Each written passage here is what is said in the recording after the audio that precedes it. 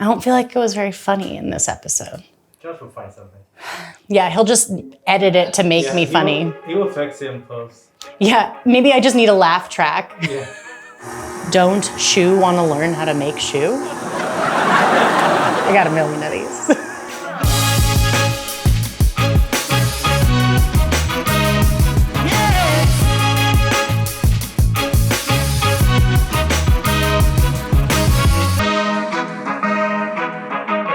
Hi, I'm Erin McDowell, and welcome to this episode of Bake It Up a Notch. In this episode, we are talking about one of my absolute favorite things to make and something that is so versatile in your pastry recipe box. It's pâte à choux. Pâte à choux is really such a basic dough that can be turned into so many different things. It can be made into eclairs, cream puffs, profiteroles, crullers. We've got little mini bite-sized chouquettes here, and of course, larger, more sliceable applications like Saint Honoré or Paris-Brest. All of these amazing, delicious things all kind of start with the same base technique. The name pâte à choux actually the word choux actually means cabbage. And that's because little cream puffs, when they're raw, they sort of look like lumpy little cabbages. And I love making pâte à choux because it really is a lot easier than people think. So I'm really excited to dive into this episode. As always, we're gonna talk about the equipment you need. We're gonna give you a bunch of different recipes and all of the method you need to know. Plus, we're gonna show you where things could go wrong and how to fix it. If this sounds like something you're interested in, or if you have loved past episodes of Bake It Up a Notch, do me a favor and click like and subscribe so you can be made aware when new episodes become available. So let's get baking. One of the best things about pâte à choux is it really doesn't require a lot of equipment, and it's relatively flexible compared to some types of baking where you really need a certain type of equipment. So let's talk about some of these things and kind of where you can make a substitution if necessary. First of all, I'm always gonna talk about a scale. You really need a scale if you love to bake. It's the most accurate way to measure, and a recipe like pâte à choux is a really good example of when that is super important. It's a lot easier to measure a recipe like this in weight and ensure that you're gonna get the same results every single time. Pâte à choux is also cooked on the stovetop. So here today, I actually have an induction burner so I can kind of show you everything all at once. But just your regular stovetop, electric or gas, is gonna work great for making pâte à choux. You're also going to need a medium pot to cook the pâte à choux in, and it should really be a pretty heavy duty pot. You don't want risk of scorching. Use one of your good ones for a task like this. Don't use one of those ones that you kind of only use to boil water or something along those lines. Then you're also going to need, I opt to use an electric mixer. You could use a stand mixer or even a hand mixer, but this is one of those areas where you can skip the mixer entirely. You can absolutely make pâte à choux without use of an electric mixer, just mixing it in by hand. You'll see why when we get to the point in the recipe why I like to use an electric mixer. It kind of makes the process go a little bit faster and mixes the batter a little bit more evenly. So that's why I opt to do it. But I know lots of folks, including there's a great article here on Food 52 by Yossi, and she mixes hers by hand. And she's an amazing baker, so proof that it can definitely be done. When you're cooking your pâte à choux, you're going to need a stirring utensil. Some people really opt for a wooden spoon in cases like this, and they just really prefer that for whatever reason. I tend typically to prefer the silicone spatula.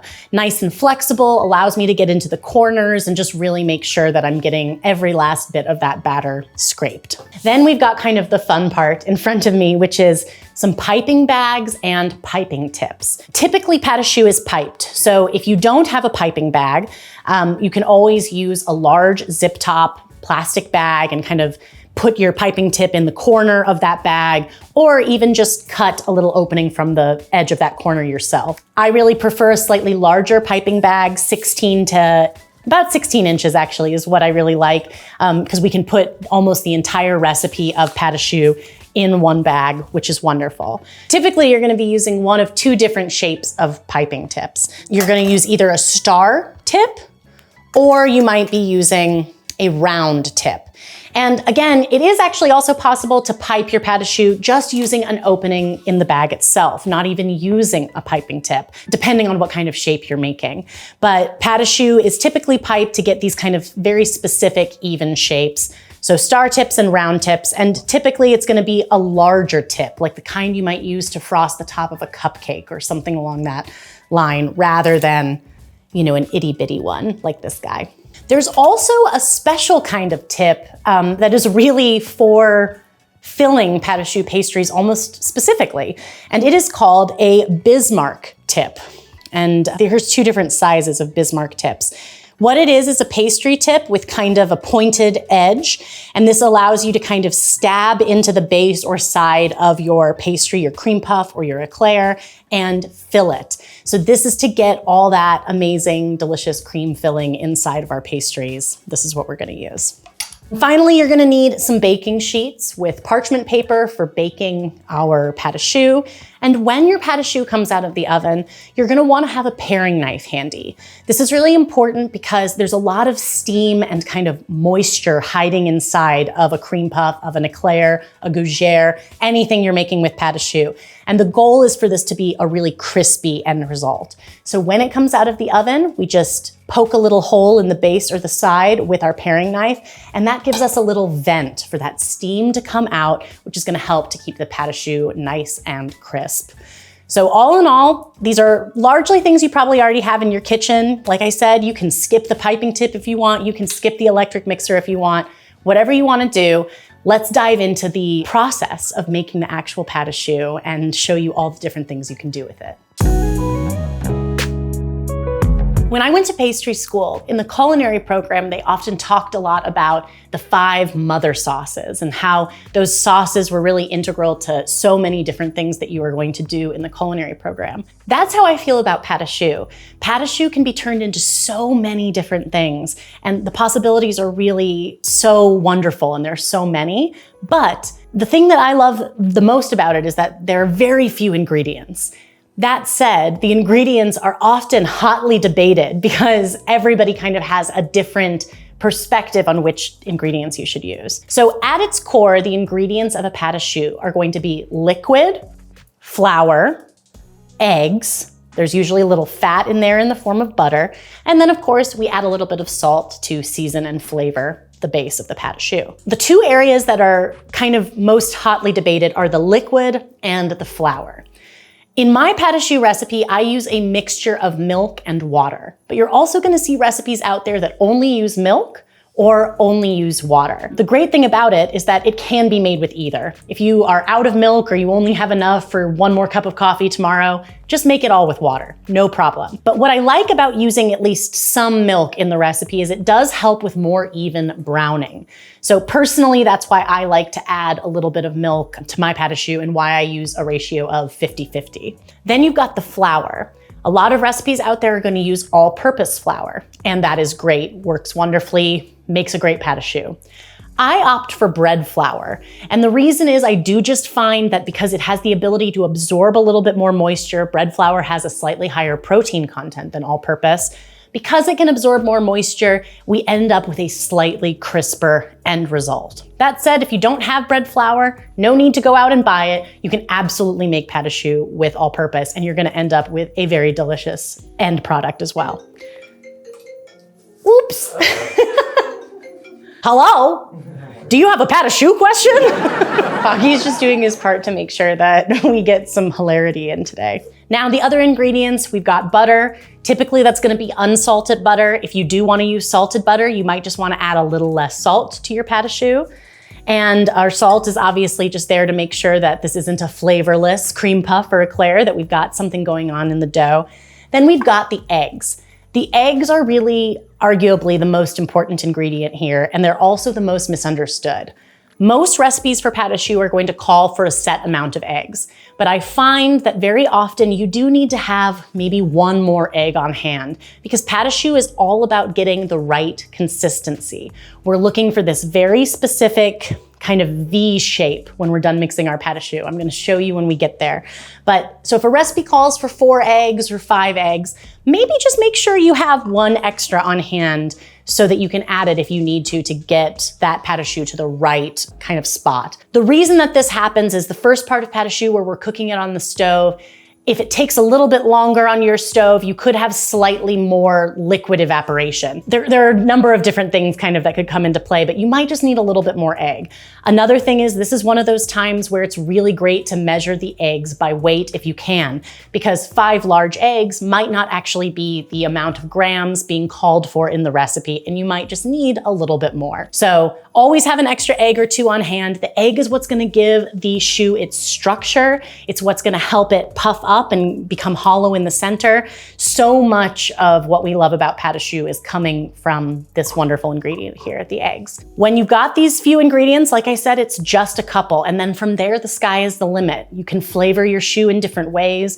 You can add cocoa powder to your choux. You can add shredded cheese and make gougere. There are so many other ways that we can add flavor to the actual dough itself and create it and make it even more delicious and flavorful and tasty. But at its core, these are the ingredients, and it's one of the reasons why pâte à choux is so versatile and so much can be done with it, because you almost always have all the things you need on hand to make it at any moment.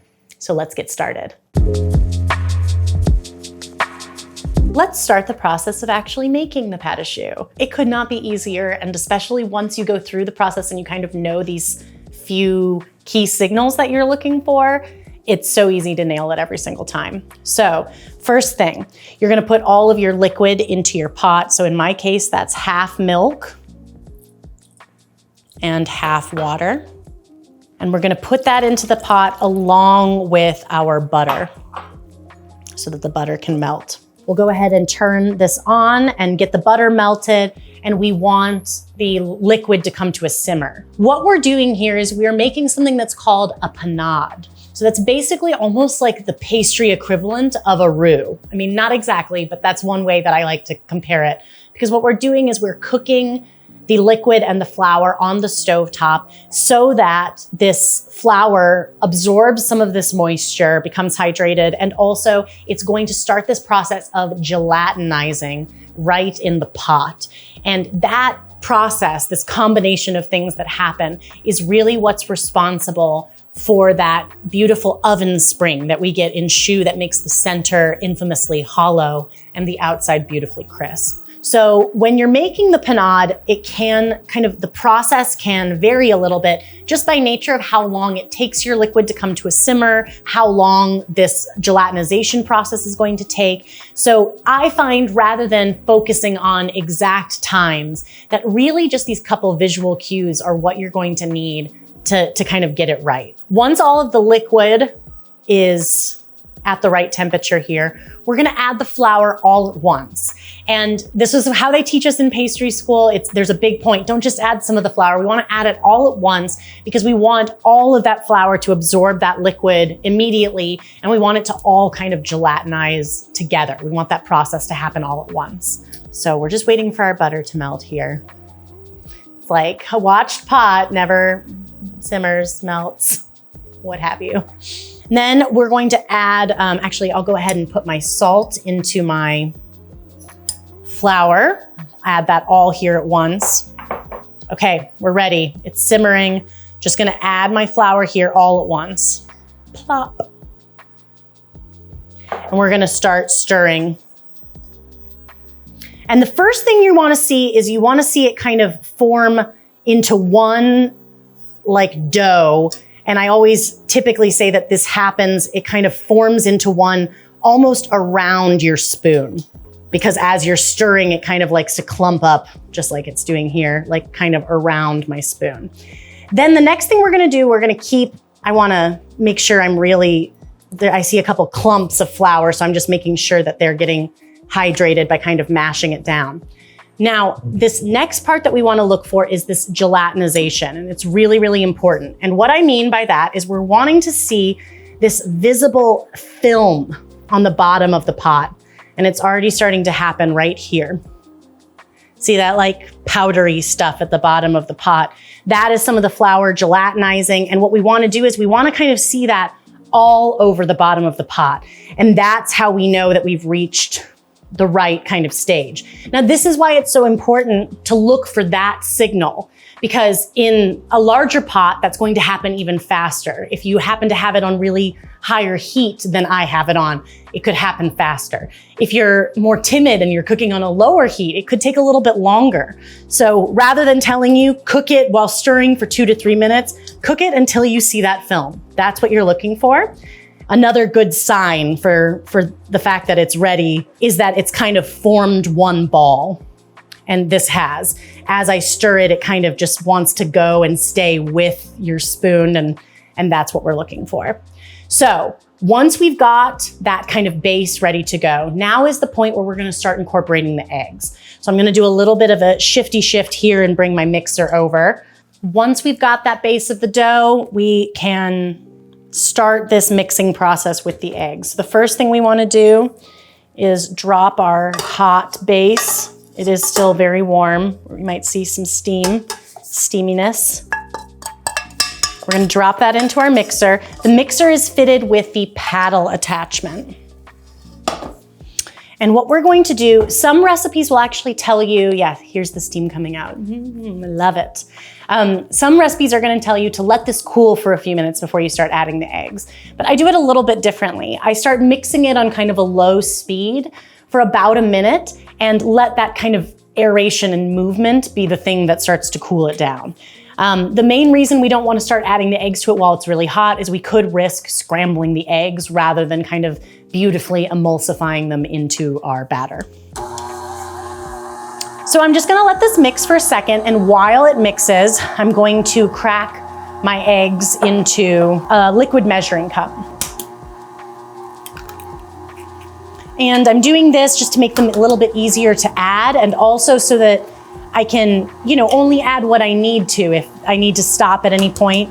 And I'm gonna start with 5 eggs here, and we'll see if I need to add an additional one. Like I said, going by weight is also the most accurate way here. If you take the time to actually measure out. My eggs here from this particular batch, we've been making a lot of pâte à choux the last couple of days. They've all been around the same size, churning out at about the right weight, which is why I'm not taking the time to scale them, but I do have my extra egg ready in case I need it. So you can see the dough is, it's come together, but it's still clumpy a little bit. And it's the eggs, it's the additional fat from the yolks, and of course, the proteins that are in the eggs as well that are going to kind of bring all of this together into a beautiful, smooth choux. We've been mixing this for about a minute, and some of the steam has kind of died down, which is one good sign that we're ready to go ahead and start adding our eggs. So I'm gonna drop them in basically one by one, a little bit at a time, and let them incorporate before adding the next addition. And if you like, you can actually raise the speed a little bit here. More of a medium speed is great for mixing the pâte à choux at this stage. We'll continue to add the eggs and mixing them to combine until we get this very specific consistency that we're looking for. And that ideal consistency, I always call it the V. When you dip your paddle into the pâte à choux and you lift it out, the batter will kind of come down off of the paddle attachment in kind of this V shape, breaking away from the batter below in the bowl.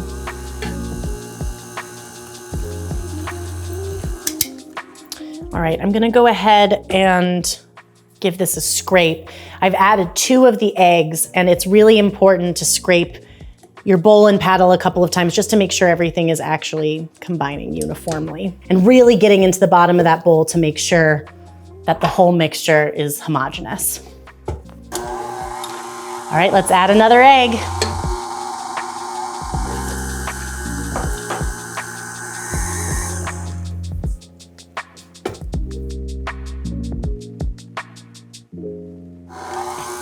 All right, our last mandatory egg, though we might need to add more.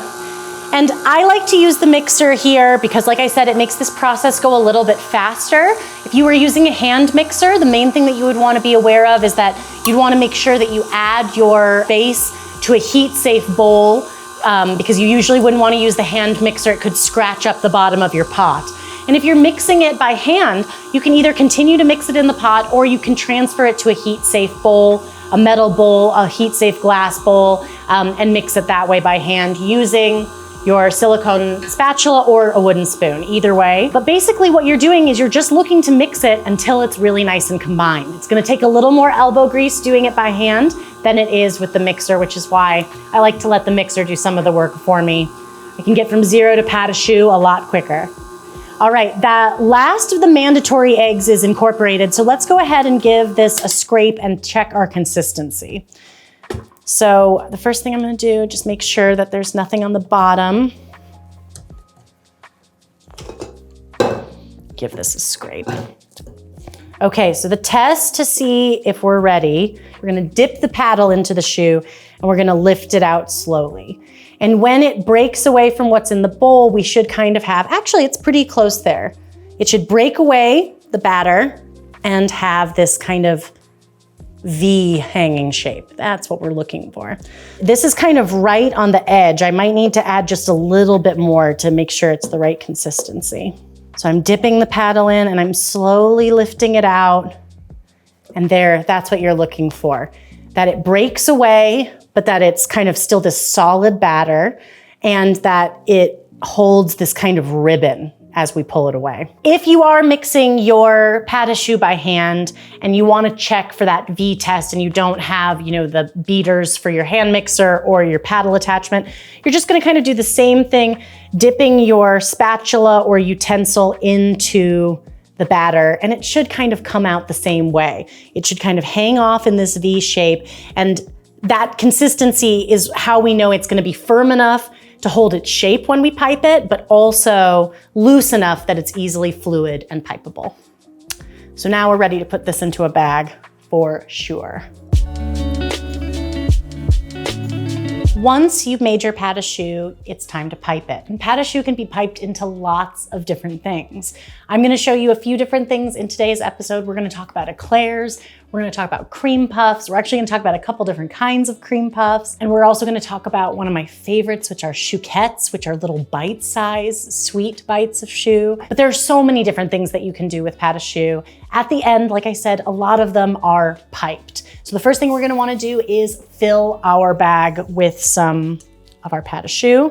You can also check out our piping episode of Bake It Up a Notch on more kind of general piping tips.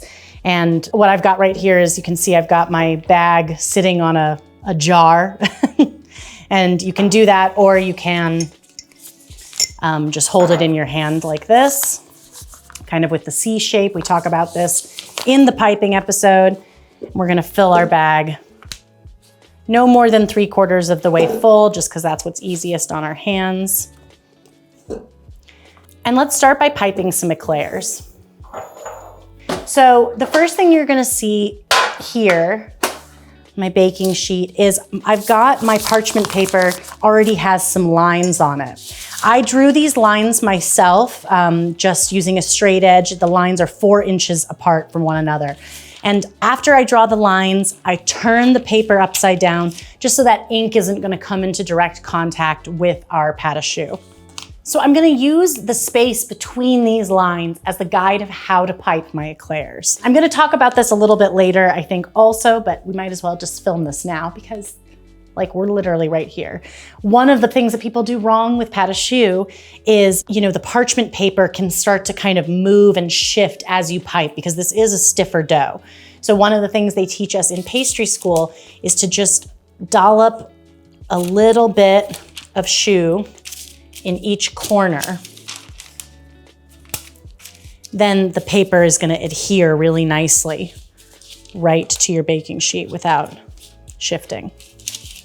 What you want to do when you're piping is you want to apply really steady pressure the entire time. So we're squeezing, we've got our bag nice and twisted, we're squeezing with this part of our hand. And we're applying really steady pressure. When you reach the end of your piped shape that you're trying to do, you want to stop applying pressure and then you will kind of pull away. In general, once you stop applying pressure, what you want to do is kind of move quickly, and that's what's going to break the connection between the batter and the piping tip. So to start, I'm just going to pipe, and I'm kind of doing this from straight overhead. I'm piping really steady pressure as straight as I can to make, this is an eclair. And then when I get to the end, I'm gonna stop applying pressure and just kind of swipe back. That actually wasn't my best eclair, so let's do it a little better here. Applying really steady pressure. And when we get to the end, we stop applying pressure and we swipe up. There's some like little imperfections here, and I'm gonna show you a little way that we can actually kind of fix some of those afterwards. So the main focus of your attention is to really just apply really steady. See, they're getting better as I go because I'm getting in the groove. That's what happens with piping. Your first pancake isn't always gonna be the best pancake, guys. Neither is your first eclair. Let's pipe a few more.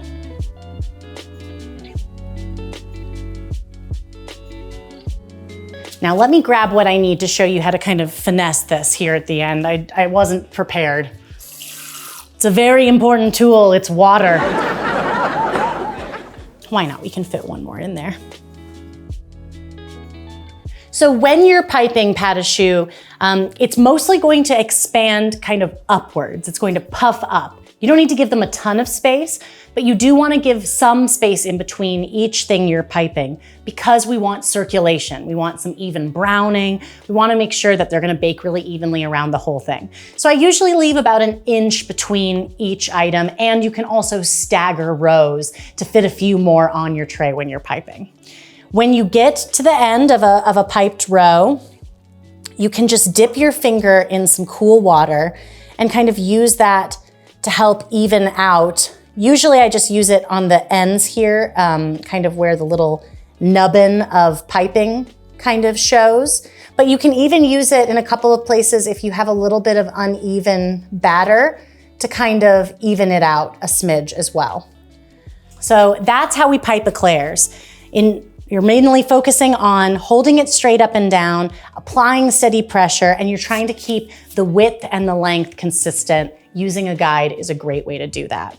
I'm gonna set these aside and let's talk about another shape, which are cream puffs. Now, cream puffs, when I'm talking about cream puffs, I like a really big, beautiful cream puff, and you're gonna see some of these ones I've made are quite large, but that's the beautiful thing about this shape of a puff. It can be lots of different sizes. So you can have kind of a nice, large cream puff with a lot of filling. You can also have little bite-sized ones like our chouquettes. I'm gonna show you that as well. And you can make them kind of everywhere in between. So often gougères are kind of a bite-size. And then sometimes when you have profiteroles, they're a little bit smaller and they have ice cream on the inside. There are lots of different ways that you can go. Usually the advice that I give when piping cream puffs is to count when you're doing your first one.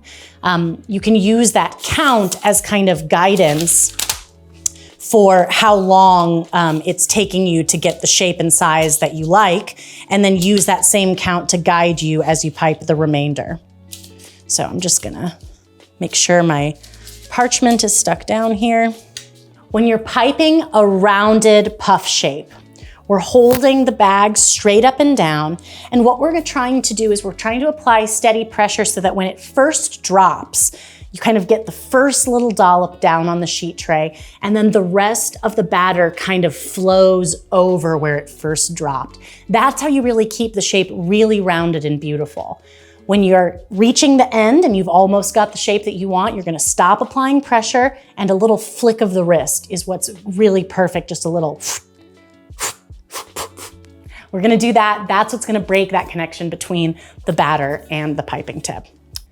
Dropping the batter down and letting it kind of flow over. And then we stop applying pressure, flick of the wrist. Ooh, I love piping cream puffs. Now there's another kind of cream puff, we're gonna talk about this a little bit too, that it's piped the same way, but it has kind of an extra component. They're called choux au craquelin.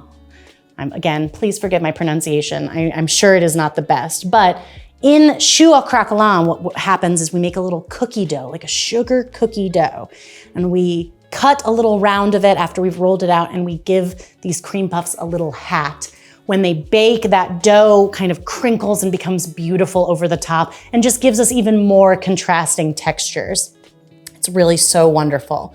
But when you're piping choux, for that particular application, it's exactly the same as if you're making a classic cream puff, no difference. So in this case, I can stagger my cream puffs a little bit like this to fit a few more on the baking sheet as I work. One thing that I want to point out is that when you're done mixing the pâte à choux, it is really important to almost immediately transfer it to a pastry bag and get piping. The choux will start to kind of dry out if it's exposed to air. So you definitely want to kind of go straight through from mixing the choux to piping it. But then you've got a little wiggle room at that next step, and we'll talk a little more about that later.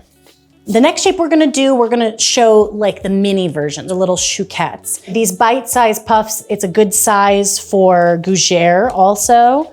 It can even be kind of a good size for profiteroles if you wanted just like a little scoop of ice cream. But what I love the most, they're called chouquettes, little bite-sized, lightly sweetened puffs. And in France, you know, the bakeries sell these and it's almost like you eat it like popcorn, like you just kind of eat handfuls and little bites of it. So it's gonna be the same kind of thing, piping straight overhead. And we just want it to be a lot smaller. So we're just kind of letting that dome, and then that's a good example, even with the flick of the wrist, I got kind of like a nubbin there, so we can use the water to get rid of that. And as you can see, I'm piping these quite close because they aren't going to expand much side to side, they're just going to expand kind of upwards.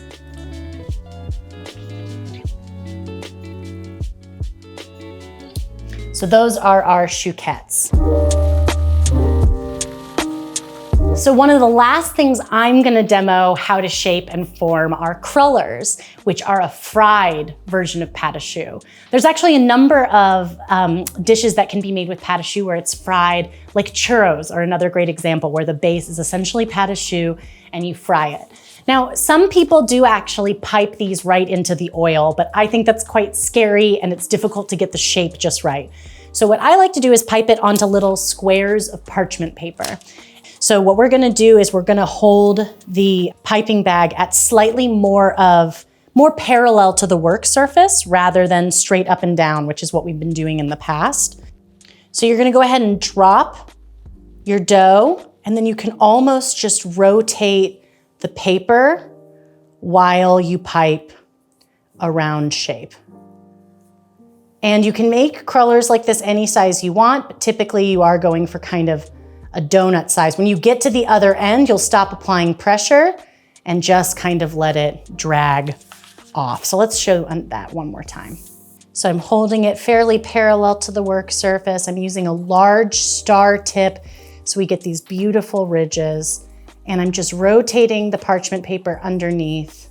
And then when I get close to the other side, I stop applying pressure and just kind of drag what's left to combine it with the other. And this is how we pipe crullers. Now what we're gonna do is we're going to freeze these for a little bit. If you try to fry this directly, it'll often lose that ridge shape. It'll still taste just as delicious, but it's not gonna have that same beautiful look.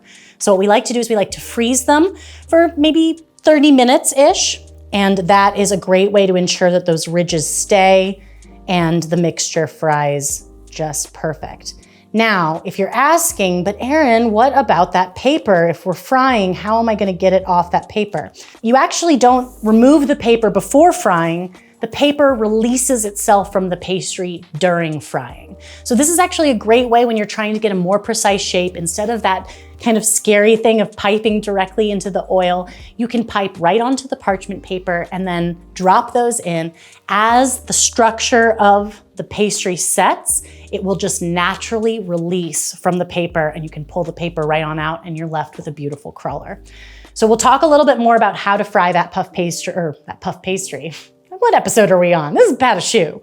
We'll talk more about how to fry this pâte à choux later on in this episode, but for now I'm gonna get these into the freezer so that they can get nice and set. Our other pâte à choux that we piped, it also can benefit from a bit of a rest. So let's talk about that before we tackle baking. Once you've shaped your choux, it's like, it's not alliteration, but it feels, it's like sound.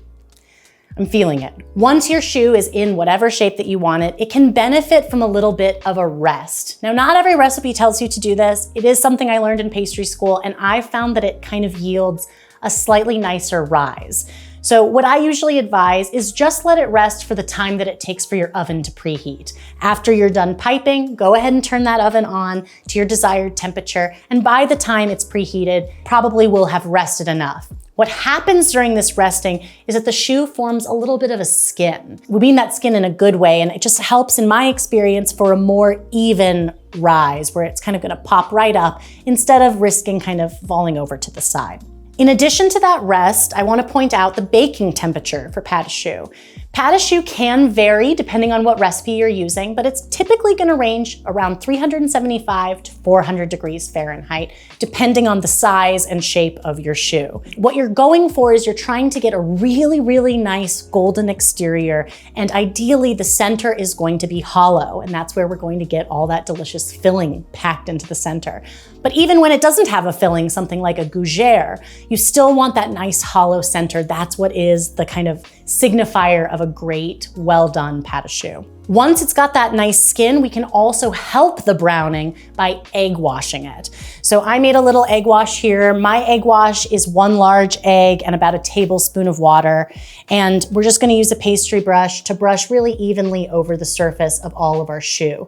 You don't have to do this. You can nix egg washing, but egg washing really does help the browning happen a little bit more evenly, and it also helps it to get that really ideal crisp outer crust, which is something that we really want to see. In addition to this, I learned a tip in pastry school, and I have to confess, and maybe someone out there watching will be able to help me with this, because I don't know the science behind this. I just know that it works. One of my favorite pastry chefs when I was in school, his name was Dieter Schorner, the amazing Chef Schorner, taught me that when you're baking pâte à choux, if you start baking it and you get it kind of golden brown and the structure is set, but it's not all the way done yet. It's not as deeply brown as you want it to be at the end, but it is baked and the structure is set. You can take the pâte à choux out of the oven at that point and cool it down to room temperature. Then return it to the oven for the remaining 5-ish minutes, maybe up to 10 minutes of baking. For some reason, this act of cooling the choux down, when it returns to the oven, it browns more evenly, not just on the top of the choux, but also the sides of the pâte à choux, which sometimes, because it puffs up so much, sometimes the sides are a slightly lighter color than the top and the surfaces. So this is something you can kind of opt to do if you have time. Say the recipe says to bake it for 25 to 30 minutes. At about 20 minutes, you would take your pâte à choux out, let it cool on the counter for about 15-ish minutes, then return it to the oven for the remainder of the bake time, and it should brown and crisp up even more beautifully than if you leave that step out. In addition, if you want to finish your choux with anything, now would be the time when we're applying this egg wash. It really is the best time to, add a little sugar garnish, or if we're gonna do the cracklen, the cookie dough on top of our pâte à choux, now is a great time to do it as well. The egg wash can kind of help that stick a little bit for going into the oven. Once you bake your choux, there's kind of one more important step, and it's really important to think about, because a lot of times when we're baking, when something comes out of the oven, we're used to waiting for it to cool. So we just kind of put it on a cooling rack, set it aside, and we kind of go on with our day until it's cool. You don't want to do that with pâte à choux. All of these items, when they come out, they really can be benefited from just poking with that paring knife like we talked about at the beginning of the episode. And that's gonna allow a little bit of the steam to escape, allowing the pâte à choux to stay more dry and crisp overall. Again, this is not a totally required step, but you're gonna see a huge difference in crispness and texture when you do it. These are all egg washed and ready to go. We're gonna bake these until they get nice and golden brown and crisp. And now is a good time to also mention that pâte à choux can be refreshed. So say we bake all of these today and we actually wanna make them into eclairs tomorrow. By tomorrow, they may have absorbed a little bit of moisture from the air and become a little bit less crisp. That's totally normal. It's something that happens. What we can do is we can put them back into a 375-degree oven just for a few minutes, 3 to 5 minutes, and it's going to help dry them back out and re-crisp them. So it's something great that you can do if you want to have these made ahead. No problem. You can make a couple of trays, refresh them really quick before you're ready to fill. So we've got these all egg washed. I'm gonna finish my chouquettes and my cream puffs slightly differently. So let's get these eclairs in the oven to start.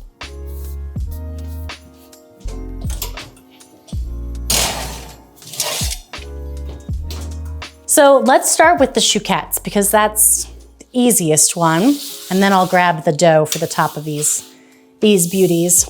So chouquettes, these little bite-sized puffs, you know, pâte à choux doesn't have any sugar in it. And while it's delicious, it usually is kind of accompanied by a sweet filling or a sweet topping. So we add pearl sugar to this to give it that sweet topping. You're gonna wanna come in and see what this looks like. So they're sort of large granules almost that look like pretzel salt, but it's sugar. And it's one of my favorite garnishes because it just makes anything look so beautiful. And I also love the crisp texture and the way it tastes. So you can just garnish them pretty plentifully with the pearl sugar. I like to go a little hefty on it because I love it. But you know, this is just kind of its final flair and the egg wash helps it stick. So it couldn't be any easier to finish the chouquettes. The crackling is a little bit different. So let me grab that dough. So our cream puffs here, you can leave cream puffs plain and they are absolutely delicious, or you can kind of top them with this cracklin topping, which is basically a sugar cookie dough that you put over the top and it bakes up into this really crumbly, crisp, kind of beautiful topping that I just love. So this recipe is on Food 52. I'm not gonna show you how to make the dough, but it's very quick and easy to make. You can get 3 different flavors, a vanilla flavor, a chocolate flavor, and a fruity flavor, all on Food 52. I'm just gonna start by rolling this dough out on some parchment paper, just so that I don't have to use flour or anything while I'm rolling it out. And we're gonna roll it out to about 1/4 inch thick. We want it quite thin. And what we're going to do is we're going to eventually use a cookie cutter here to cut out a round that's gonna go on the top.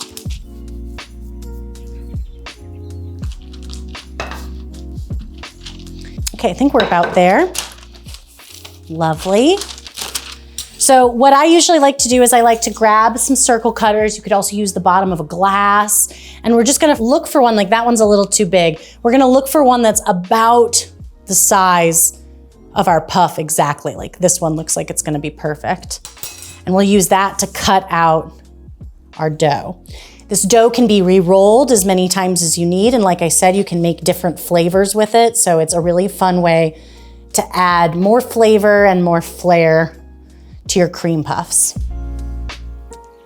Then we're just gonna take our dough and we're gonna put a little hat on our cream puff. Look how cute it is. I don't ever get tired of this, like for real. Look how sweet these are. It makes me feel like I'm in Alice in Wonderland or something and they're like gonna come to life and start dancing.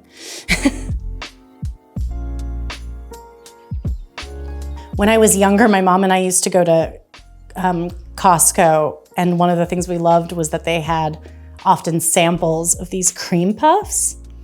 And they were, you know, little bite-sized ones in the freezer section, and we loved them so much. And when I first went to pastry school and I learned how easy cream puffs were to make, I was like, why were we doing that? We could have made our own in the time it took us to drive to that store because it was quite far away. So from now on, it's homemade cream puffs forevermore. All right, we've got these. We've got our chouquettes. These are just some of the ways that you can finish your choux before baking that add more texture, add more flavor, and also are pretty beautiful to look at too. So we'll get these baked and then we'll talk about all the ways to finish them from the inside out. When it comes to frying choux, it's one of my favorite things to do with it. I love these classic crispy crullers. They are so delicious. other things that you can fry, like I mentioned before, churros. And we're gonna go ahead, we've got our frozen cruller rounds here, and I'm just gonna go ahead and drop a few into oil. Typically, pâte à choux is fried around 350 degrees, and it's really, really important to fry it sufficiently. We really wanna see them get nice and crisp. So here I've got my frozen piece. I'm gonna go ahead and drop this in with the parchment and all. And we can add a few at a time here. But don't worry, that parchment is just gonna release itself from our pastry. I'll go ahead and do 3. So the first thing you're gonna see is after a little bit in the fryer, they're gonna rise to the top like this. That's what we like to see. It might take those other ones a minute longer because they are actually a bit thicker. Can always have some tongs nearby to help. I know it's a little scary when you're dealing with the paper because it's like a slightly wider surface area. As it fries, the first thing that's gonna happen, you're gonna see bubbling. Here it comes, one's rising up to the top, and then we're just gonna wanna focus on getting them really nice and crisp. After you're kind of gonna see this moment where they naturally release themselves from the paper. We can peel the paper out and then just focus on the crullers inside. If we didn't take the time to freeze these crullers, one of the first things that's gonna happen is that they're just gonna lose that ridge shape. And that ridge shape is both very attractive, but it's also gonna give some glaze, something to cling to, and it's also part of what helps give it that really, really crispy texture because we get kind of the points of those ridges getting extra crunchy, extra crispy, and that's what we like to see. Oh, this one looks like it's releasing itself. See, look. Just like that, easy peasy. Magic! Baking really is magic. It's science with a side of magic. So this is a pretty hefty amount of frying oil that I've got here. This is my actual fryer. It even has a basket, which I love. But you can actually also fry in smaller quantities and just work with only maybe 1 cruller at a time. And when you have frying oil like this, especially when you're frying something that's really neutral flavored, like pâte à choux or donuts, you can strain that, let the oil cool down, you can strain it, store it in an airtight container in your pantry, and you can use that for frying several more times. So I know sometimes people get nervous about frying and even maybe associate all this oil with a waste, but it doesn't have to be a waste. You can save it and fry some more. Fry another day or every day. So you basically want to fry them until they're golden brown on each side. And when you start to see them browning on one side, that's the time that you can go ahead and give them a little flip. And a light golden color is really all you need to see to be ready to flip, but then you're gonna keep letting them fry until they get pretty golden brown.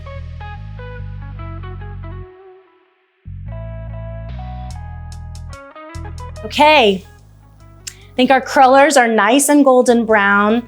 They've still got some of their beautiful ridges, which I love to see. And I'm just gonna take them out of the oil and drop them onto a rack to kind of drain. When they come out, they should be golden, crisp. We should still see some of those nice ridges. That glaze is gonna cling to it beautifully when we finish these off. It is so much fun to fry pâte à choux. Don't let the fear of frying scare you. These are so crazy delicious and I can't wait to dig in. So now let's head back to some of our other choux and talk about finishing and filling them. Okay, so when you're working with choux pastries, a lot of them are filled. And it doesn't really matter which pastry you're making. There's kind of 2 main ways you can fill them. And really both of them work. So it just kind of depends on the look that you're going for. So the first way is arguably slightly easier, which is to just cut your pastry in half and fill it that way. So I'm using a serrated knife to cut off the top. And yes, you can kind of see nice big empty hole there. Ready for filling, like that. I'm gonna grab one of my fillings, and this one is, oops. This one is in a bag with a pastry tip because I'm gonna be able to see some of what I pipe. So you can just kind of use our piping advice from our piping episode. Pipe yourself a little swirly mound there and then top it. Just like that. That's gonna be a good cream puff. So the other way that you can fill a choux pastry is from the bottom or even the side. And the idea here is that you're kind of inserting it into a place where you're not necessarily going to see that it's filled, so that it's a bit of a surprise in the end. So with an eclair, for example, I might take a little paring knife or a skewer and make a hole in the base. And this is one place where you can use the Bismarck tip, or you can just use a round pastry tip. And you can just go ahead and insert it right into that hole that you just made, all the way into the pastry, and then you're going to pipe and fill. And you're gonna notice that the pastry will start to feel heavy in your hand. That's one sign that it's getting full. But another way, here's a good, come in closer. See, a little bit came out on the side. And what sometimes happens is it will also come out, like that. See how it's like kind of coming out of where the tip was? So both of those are good signs that the filling has made it all the way to the edge. You can always just remove any excess like that. And now this eclair is nice and full and heavy.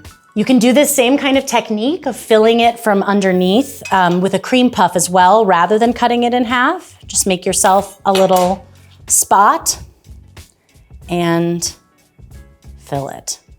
Oh yes, and see, that's how I could tell it was coming, because it kind of came right to the surface there. Nice full cream puff. And really, the difference in weight between this cream puff and this cream puff, they're completely different. And that's one way that you can really tell that it's full, is it should feel full. So those are the two different ways that you can fill your puffs or your eclairs, or even larger things like a Paris-Brest, which is like a sliceable pâte à choux. And in those situations, you can cut them in half, use a decorative tip and make kind of a ruffly finish, or you can fill it from the base and side so that no one knows, and when you cut into it, it's a sweet surprise. There's also lots of ways that we can kind of finish and decorate our final cream puffs or eclairs. Usually I kind of opt for more of a glaze, and depends on the look that you want. You can kind of just spoon it over and let it fall down naturally, or you can kind of pipe it on and get a very pristine patisserie style effect.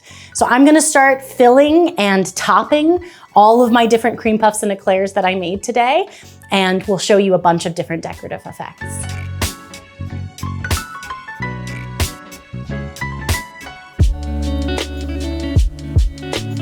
The good thing about pâte à choux is that the mistakes, I feel, are fairly easy to avoid, but I do think it's important to know about what you're looking for. So a couple of different things. The first mistake is just simply not mixing the batter to the right consistency, getting that V shape that we showed.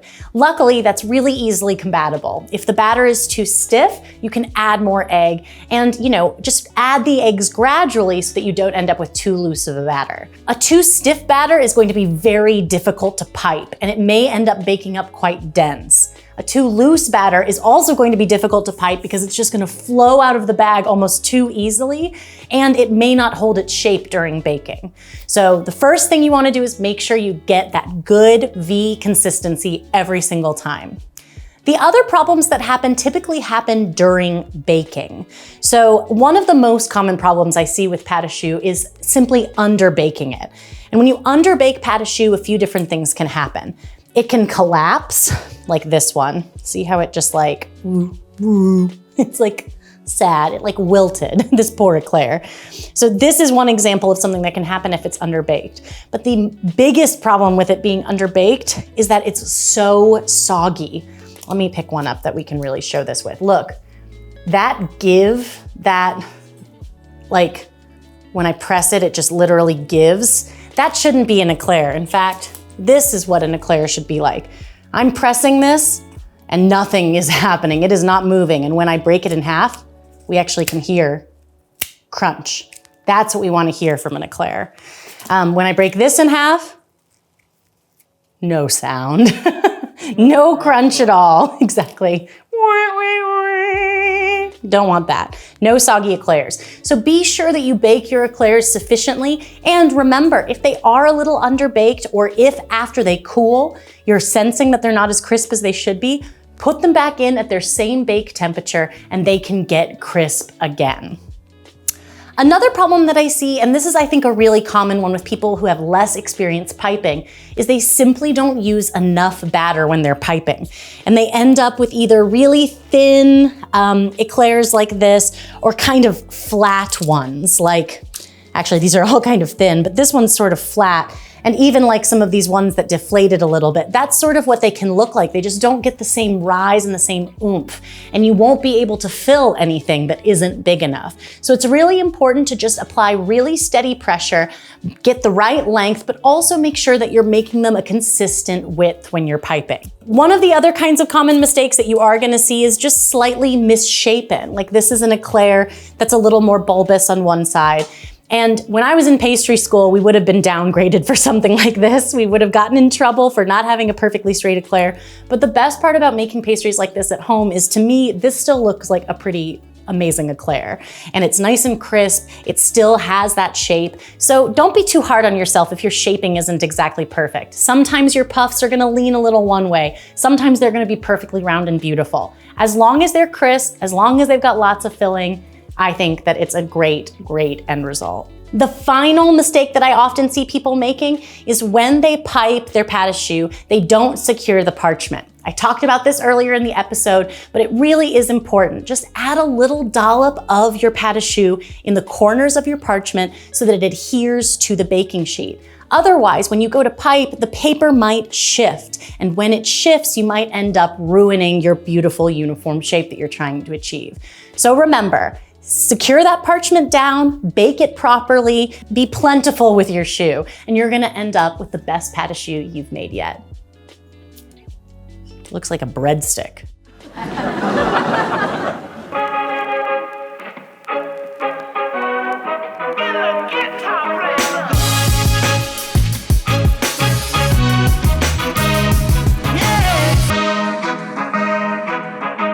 Thank you so much for joining me for this episode of Bake It Up a Notch, where we talked all things pâte à choux. A reminder that all of these recipes are available on food52.com, and they are linked in the description of this video. So anything you want to make, get baking, and be sure to show me your bakes. Tag me with hashtag Bake It Up a Notch if you're posting them on Instagram or social media. And let me know in the comments what you think of this episode and what you'd like to see in future episodes. And a reminder to please like and subscribe if you want to be made aware of new episodes as they become available. So see you next time, and happy baking.